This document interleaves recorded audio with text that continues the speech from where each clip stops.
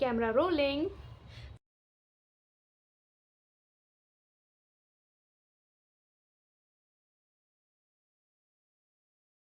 तो hello everyone, so I am Saloni Gupta और मैं आपको बता दूं कि मैंने बोर्ड एग्जाम किया था अपना 12th का 2024 में। और मैं आज आपको अपने टिप्स एंड ट्रिक्स शेयर करने वाली हूँ। और मैंने एक रात पढ़ के मैंने 85% स्कोर किया था। मैं पूरे साल नहीं पढ़ी थी बिकॉज सम हेल्थ इश्यूज, मुझे कुछ बीमारियां हो गई थी जो मैं आगे आने वाली वीडियोस में सबको बताऊँ। तो अभी मैं फिलहाल तो एग्जाम पॉइंट ऑफ व्यू से बात करती हूँ। जैसे कि मैं उन स्टूडेंट्स में आती हूँ, अगर उसे 7 दिन का गैप मिला है मैं एग्जाम में, तो मैं वो सारे 7 दिन वेस्ट करती हूँ स्क्रोलिंग में, घूमने में और मस्ती में।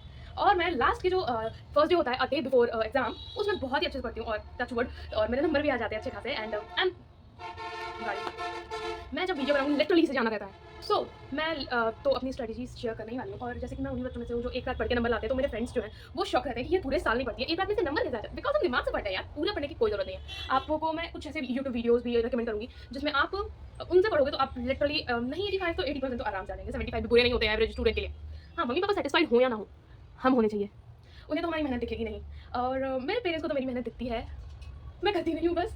तो लेट्स बिगिन द वीडियो। और आई एम डैम श्योर कि जैसे कि हमारे बिजनेस स्टडीज़ का पेपर 22 को खत्म हो गया है, और मुझे ये पक्का आप सबको मैं लिख के दे सकती हूँ कि आप सभी पढ़ना स्टार्ट नहीं किया है ना अभी तक। तो मैं कहूँगी कि एक रात पहले तो बहुत लेट हो जाता है, बट अगर आप अभी से स्टार्ट करो तो बहुत बेटर होगा। क्योंकि मैं भले ही एक रात पहले करती थी, बट एग्जाम्स गैप में मैं 2 घंटा 3 घंटा जरूर बैठती थी, एक सेटिंग लेती थी अपने जो भी सब्जेक्ट रहता था पर्टिकुलर उसके लिए। और मैं अपनी डायरी लेके बैठी हूँ जिसमें मैंने अपनी स्ट्रेटजी बनाई थी लास्ट ईयर की, और वो स्ट्रेटजी मैं बिना फिल्टर के आप सबके साथ शेयर करने वाली हूँ। तो अभी आई गेस 27 को ये वीडियो जाएगी, तो 27 से मैं शेड्यूल आपका बनाती हूँ। और आपका पेपर है 11th को इंग्लिश।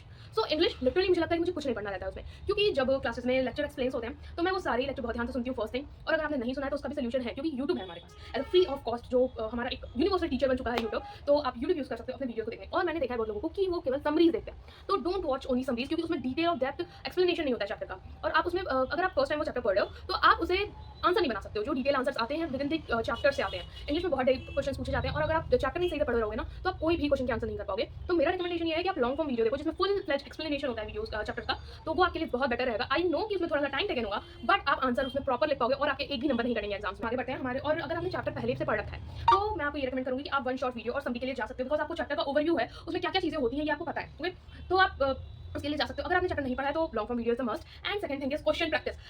2-3 साल में ये नहीं कहूंगी कि आप 10 क्वेश्चन पेपर सॉल्व करो, आप 2 से 3 साल के क्वेश्चन पेपर उठाओ और उसके आंसर राइटिंग शुरू करो। पहले आप चैप्टर्स देखिए, आपने लिटरेचर की बात करी है मैं, और ग्रामर तो हमारी इंग्लिश में आती नहीं है, तो हम 12th वालों के लिए बहुत ही अच्छा प्लस पॉइंट। तो आप पहले लिटरेचर कंप्लीट करो और उसके प्रीवियस ईयर क्वेश्चन करो, because it's a must must must do. और क्वेश्चन पेपर करने से आपको आइडिया लगेगा कि लिटरेचर में कैसे क्वेश्चंस पूछता है सीबीएसई, और आपको किस टाइप से आंसर देना रहता है। मैं रिकमेंड करूंगी कि आप एक आंसर राइटिंग वीडियो भी देख के जाना इंग्लिश में, क्योंकि वो बहुत जरूरी होता है और हमें एग्जामिनेशन में बहुत ज़्यादा हेल्प करता है। ओके, और इंग्लिश के लिए अभी हमारा पेपर है 11th को। तो 11th से अभी तक हमारे पास अप्रॉक्सीमेटली 12 डेज का गैप है। तो आपको इंग्लिश पूरा 12 डेज नहीं देना है उसमें, ठीक है। आप 6 दिन तो 6 से 7 दिन आप अपने डोमेन सब्जेक्ट्स को दो, जैसे कि अकाउंटेंसी और इंग्लिश, जो कि हमारे इंग्लिश के एग्जाम के बाद है। आई नो उसमें भी 1 वीक का गैप है, बट स्टिल अकाउंटेंसी जो है वो टाइम मांगता है। ओके, आई नो उसमें मतलब आपको बहुत ज़्यादा प्रैक्टिस नीडेड होती है। तो मैं यही कहूँगी कि आप अकाउंटेंसी कुछ नहीं तो कुछ नहीं, हर दिन 2-2 घंटा ज़रूर करो। ये जो 6 डेज स्टार्टिंग के हैं, आप इसमें 2 घंटा अकाउंटेंसी और इकोनॉमिक्स आप अल्टरनेटिव डेज पे कर सकते हो, या फिर 1 घंटा डेली बेसिस पे कर सकते हो। क्योंकि इकोनॉमिक्स तो इकोनॉमिक्स उतना टाइम टेकन नहीं होता है, उसमें थोड़ी सी टिपिकल और याद करने वाली चीज़ होती है, जैसे कि ग्राफ्स हुआ और चार्ट, जो हमें थोड़ा सा अपना इंटेलेक्चुअल माइंड यूज करके लगाना रहता है, बट वो उतना भी ज़्यादा टफ नहीं है। अगर आपको 2 घंटा भी दे दो ना, तो मैं खुद बता रही हूँ यार, मैंने खुद वो किया है, मुझे मतलब नहीं समझ आता था, बट मैंने वो किया है। और रही इंडियन इकोनॉमिक्स, तो उसमें तो रट्टा मार वाला कॉन्सेप्ट है केवल, उसमें कोई स्ट्रैटेजी कोई मतलब चीज़ें नहीं काम आने वाली। और मुझे तो लगता है कि जो इंडियन इकोनॉमिक्स है उसमें आपका इंटेलेक्चुअल माइंड, आपका वर्किंग जो कॉमन सेंस होती है, उससे आप क्वेश्चन उसमें लिख सकते हो। क्योंकि उसमें चैप्टर्स कुछ ऐसे टिपिकल नहीं है, हिस्ट्री से रिलेटेड है और पॉवर्टी और ये सारे चैप्टर्स हैं। तो उसमें ऐसा कुछ सच नहीं होता है जो कि आपको याद या तो ऑब्वियसली याद करना है, बट इंटेलेक्चुअल माइंड नहीं यूज होता है। आप उसको अपने कॉमन सेंस से क्वेश्चन का आंसर दे सकते हो। बट मैक्रो इकोनॉमिक्स में जब हमारे ग्राफ्स आते हैं, हमारे टेबल्स आते हैं, उन्हें में हमें थोड़ी सी दिक्कत होती है, बट ये वो भी बहुत ईजी है। अगर आप दिन का 1 घंटा भी अगर मैक्रो इकोनॉमिक्स या इंडियन इकोनॉमिक्स को देते हो तो आपको कोई जरूरत नहीं है। और आपको जो 1 वीक का गैप मिलेगा एग्जाम में, आप उसमें आराम से कंप्लीट कर सकते हो, इवन इफ आपने अभी तक सिलेबस नहीं स्टार्ट किया है। तो लास्ट मोमेंट प्रिपरेशन हमारी बहुत अच्छी होती है, हमारे पढ़ने की विल और हमारी जो लर्निंग स्किल्स होती है, लर्निंग पावर होती है, मुझे तो लगता है कि वही बूस्ट अप हो जाती है। क्योंकि जो हम साल भर में नहीं कंप्लीट कर पाते वो हम 1 वीक या 1 डे में कर लेते हैं। तो कुछ तो होता है, वो जो प्रेशर पड़ता है ना हमारे ऊपर, वो बहुत अच्छी चीज़ होती है, जिससे हम अपने सारे ही काम बहुत जल्दी कर पाते हैं। And the second thing is, जैसे कि मैंने आप सबको बोला कि आप 1 वीक में अकाउंटेंसी और इकोनॉमिक्स करो, बहुत ही अच्छा है। और इंग्लिश भी आप साथ साथ करते रहना। अगर आपका इंग्लिश वीक है तो इंग्लिश में आप सबसे पहले, तो let me complete for my English. तो इंग्लिश में सबसे पहले आपको लिटरेचर करना है, जिसमें आपको सारी चैप्टर्स की लॉन्ग फॉर्म वीडियोस देखनी है और उसके question papers, last year question paper जरूर बना के जाने हैं उनके क्वेश्चंस के। ओके, क्वेश्चन की आंसर राइटिंग आप एक बार जरूर प्रैक्टिस करना। देन सेकेंडली हमें इंग्लिश में जो राइटिंग स्किल वाला पार्ट आता है उसमें हमें राइटिंग स्किल नहीं प्रैक्टिस करनी है, उसके फॉर्मेट को प्रैक्टिस करना है। बिकॉज उसके राइटिंग स्किल के फॉर्मेट पे हमारा 1.5 नंबर होता है और उसके बॉडी को लोग उतना पढ़ते नहीं है। फॉर्मेट अगर प्रॉपर है ना तो आपको नंबर मिलने के चांसेस होते हैं, बस आप माइनर माइनर मिस्टेक्स मत करना। आप डियर सर की वीडियो देखना फॉर राइटिंग स्किल, वो बहुत ही अच्छा एक्सप्लेन करते हैं। उनकी वन शॉट वीडियोस में एक एक चीज़ें अच्छे से एक्सप्लेन होती है, उसमें फॉर्मेट भी एक्सप्लेन करते हैं और प्लस उसमें आपको क्वेश्चन भी सॉल्व करके देते हैं वो, और आप एक दो क्वेश्चन अपने मन से बना लो राइटिंग स्किल के, दैट्स इट। इंग्लिश में आपको और कुछ नहीं करने की जरूरत है। और फिर आप रीडिंग वाला पार्ट कर सकते हो। रीडिंग में अगर आपकी वोकैब अच्छी है तो मैं ये नहीं कहूँगी आप स्पेसिफिकली जाके वोकैब पढ़ो, क्योंकि अगर आप सेंटेंस जो पैराग्राफ होता है उसे रीड करो ना तो आपको वोकैब की थोड़ा सा, अगर आप अपना सेंस ऑफ ह्यूमर यूज करो, कॉमन सेंस यूज करो, तो आप उस वोकैब का आंसर निकाल सकते हो। तो डोंट गो फॉर वोकैब, क्योंकि वोकैब कोई हल्की चीज़ नहीं है जो आपकी 2-3 दिन में या एक हफ्ते में भी हो जाएगी। तो मैं ये कहूँगी कि आप इडियम्स पढ़ो और पार्ट ऑफ स्पीच पढ़ो जो कि आते हैं, जो कि हमारे पूछे जाते हैं, जैसे simile, metaphor, anaphora and many things जो होते हैं वो सारे ही आपको पढ़ने हैं, क्योंकि हमारे पैसेजेस में वो जरूर इतना एक क्वेश्चन मिलता है एग्जाम में, तो आप वो पढ़ो। और ये इन सब चीज़ों के लिए 6 डेज बहुत ज़्यादा है, मोर देन इनफ है। तो आप इंग्लिश की बात करूँ तो इंग्लिश में अभी हमारे पास 12 डेज हैं, तो आपको मैं ये रिकमेंड करूँगी 27, आप जब ये वीडियो देख रहे हो मैं 27 को डाल दूंगी, तो मैं 27 से लेती हूँ। 27 से आप इसे वीडियो देखने के बाद से ही मैं तो कहूँगी नाइट स्टे करो, नाइट स्टडी आवर्स अपना बनाओ और तुरंत टेबल बनाओ और बैठ जाओ पढ़ने। अकाउंट्स और इको, अकाउंट्स बहुत ज़्यादा जरूरी है, मैं बार बार ये रिपीट कर रही हूँ।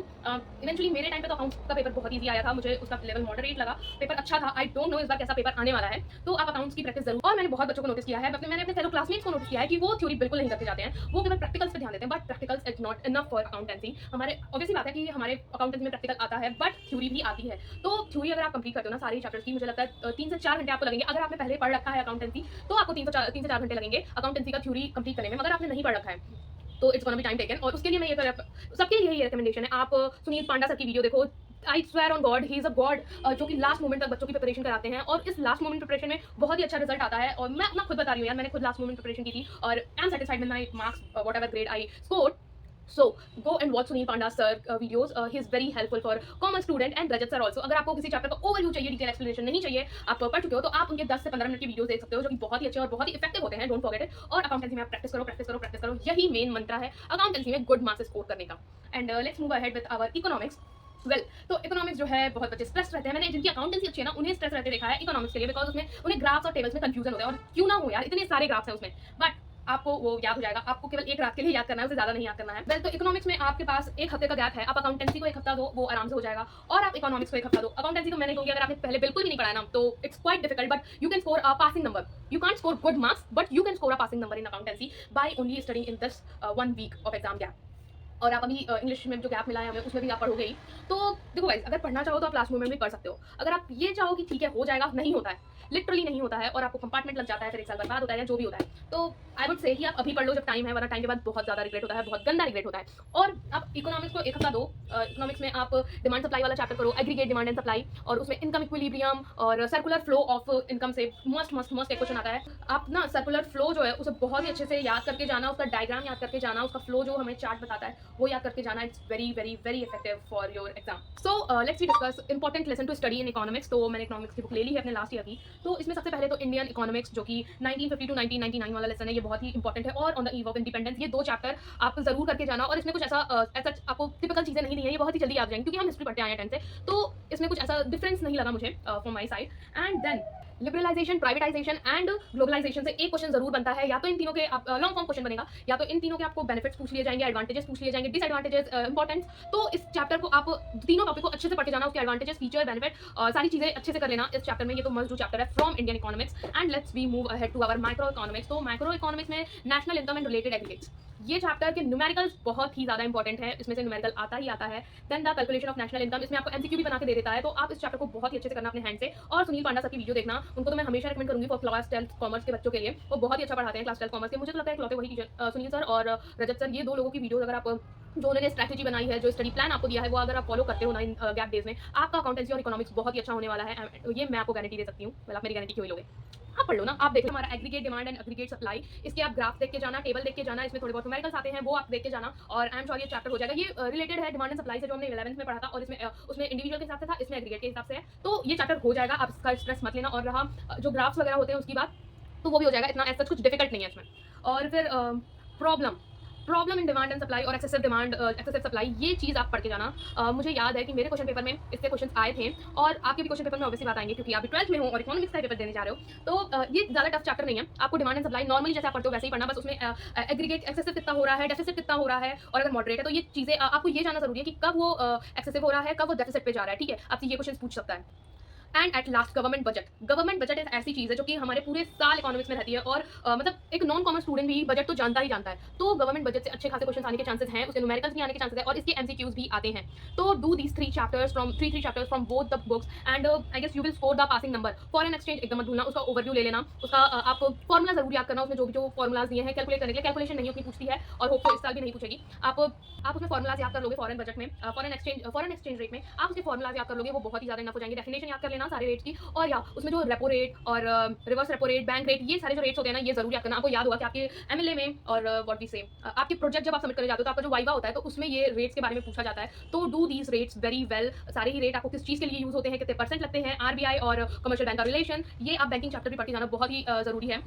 मतलब आप अगर इतना पढ़ लो ना तो you will score passing marks. और अगर आपको अच्छे मार्क्स स्कोर करने हैं तो आपको पूरा बुक तो पढ़ना ही पड़ेगा, बट मैं ये रिकमेंड करती हूँ कि आप ऐसे चैप्टर्स पढ़ो जिससे ज़्यादा वेटेज है। वेटेज वाले चैप्टर्स पढ़ने में प्रॉफिट होता है क्योंकि हमें वेटेज वाले चैप्टर से ज़्यादा नंबर के क्वेश्चन आते हैं और वो हमें आते रहते हैं तो हमें नंबर अच्छे मिल जाते हैं। ठीक है, और एंड पर्सनली आई फील कि जो माइक्रो इकोनॉमिक्स है उसमें मोस्ट ऑफ द चैप्टर्स बहुत इंपॉर्टेंट है। कोई भी चैप्टर छोड़ने लायक नहीं है कि आप इसे ऐसा कह दो कि मैं ये चैप्टर नहीं करके जाऊँगा, मुझे नहीं करना, मुझसे नहीं हो रहा। बट ये बिल्कुल भी नहीं एक्सेप्टेबल है। आप थोड़ा ही करो, समरी ही लो उस चैप्टर की, लेकिन एक भी चैप्टर छोड़ के मत जाना प्लीज़। अगर आपको एग्जाम में अच्छे नंबर लाने हैं तो प्लीज़ एक चैप्टर भी छोड़ के मत जाना। अगर आप कोई चैप्टर अच्छे से कर भी लेते हो, फुल फ्लेज देख भी लेते हो, तो उससे अगर एक दो क्वेश्चन आएगा तो उससे क्या फायदा है। आप थोड़ा थोड़ा पढ़ो, मतलब थोड़ा थोड़ा इन द टर्म्स अच्छा क्वालिटी वर्क करो ना क्वांटिटी वर्क। ओके, तो आपको बैलेंस ऑफ पेमेंट भी है जो कि बहुत ही इंपॉर्टेंट होता है सारे इकोनॉमिक्स में। तो मतलब सारे इकोनॉमिक्स के पेपर्स में। तो डू स्टडी गाइस, ये जो गैप्स मिले हैं डोंट वेस्ट इट। अगर मैं सोचती हूँ कि मैंने वेस्ट नहीं किया होता तो I score 90 but still I am happy.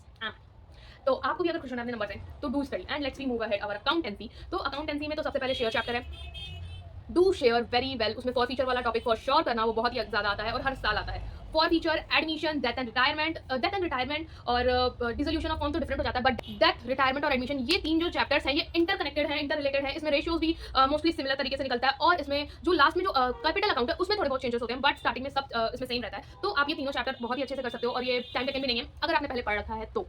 And second चीज़ आती है तो कॉमन साइज एंड फिर कैश फ्लो स्टेटमेंट। ये दो चैप्टर्स बहुत ही अच्छे से करके जाना, बिकॉज इससे बहुत ही ज़्यादा कुछ मतलब एक ही क्वेश्चन आता है और वो 8 नंबर का होता है, 6 से 8 नंबर का क्वेश्चन आएगा उससे। आप ये दो चैप्टर्स करके जाना। फिर let's be move ahead more chapters. वैसे अकाउंटेंसी में तो सब इंपॉर्टेंट है। मैं आपको ये कहूँगी कि आप गुडविल के फॉर्मुलाज मतलब जो भी फॉर्मुला है गुडविल कैलकुलेट करने का, हिडन गुडविल पढ़ के जाना, गुडविल कैलकुलेट करने के सारे फॉर्मुलाज पढ़ के जाना जो कि आपके लिए बेनिफिशियल होंगे। और आपके एमसीक्यूज में इसके क्वेश्चन आते हैं और रेशियो कैलकुलेट करने का जो, एंड उसके बाद से आप इसमें गुडविल के जो फॉर्मुलाज है सारे कैपिटलाइज मेथड से, एवरेज मेथड से, सुपर प्रॉफिट मेथड से, ये हिडन गुडविल पढ़ के जाना और सारे ही फॉर्मुला याद करके जाना गुडविल के, बिकॉज उसमें एमसीक्यू में क्वेश्चन आते हैं और 3 नंबर में भी क्वेश्चन वो दे देते हैं, 2-3 नंबर वाले क्वेश्चन भी। ठीक है, एंड दैट्स इट। और एग्जाम पास करने का कोई मंत्रा नहीं होता। ठीक है, अभी इतनी वीडियोस चल रही है कि ये नंबर लिख लो, वो नंबर लिख लो, कुछ नहीं होता है गाइस। जस्ट स्टडी, पढ़ो और नंबर लाओ। तुम पढ़ोगे तभी नंबर आएंगे, उसके अलावा तुम्हारे नंबर नहीं आने वाले हैं। तो पढ़ो यार, जाओ पढ़ो। वीडियो क्या देख रहे हो? वीडियो तो मैंने तुम्हारे हेल्प के लिए बनाई है और अगर तुम्हें लगा कि ये अच्छी है और आपको हेल्प करेगी तो do like, share and subscribe to my channel and let me know in the comments कि आप कैसे, कौन से बच्चे हो, आप टॉपर काइंड ऑफ बच्चे हो जो कि पूरे साल पढ़ते हैं और नंबर ले आते हैं। और ऑब्वियसली बात है यार, अगर पूरे साल पढ़ो तो नंबर भी आने चाहिए। नहीं आए तो तुम्हारी गलती, किस हिसाब से पढ़ रहे थे तुम बस बुक लेके बैठे थे। ऐसे क्वेश्चन सुनने को मिल जाएंगे हमारे क्लासमेट से भी हमें। तो टॉपर्स के नंबर आएंगे। अगर आप ऐसे एवरेज बच्चे हो तो आपको डेफिनेटली श्योर कि आपको ये वीडियो अच्छी लगी होगी और आप एक बैक बेंचर हो तो आपके पास होने का टाइम आ गया। सबने उम्मीद छोड़ दी कि आप पास नहीं होगे, बट आप पास होकर दिखाओगे। Go to Sunil Panda sir and watch their strategies video and all the videos जो वो पढ़ा रहे हैं। आप उनकी वीडियोस फॉलो करो, आप जरूर पास होगे। एंड एवरेज बच्चे आप लोग 4 दोगे exam. Bye and like share subscribe.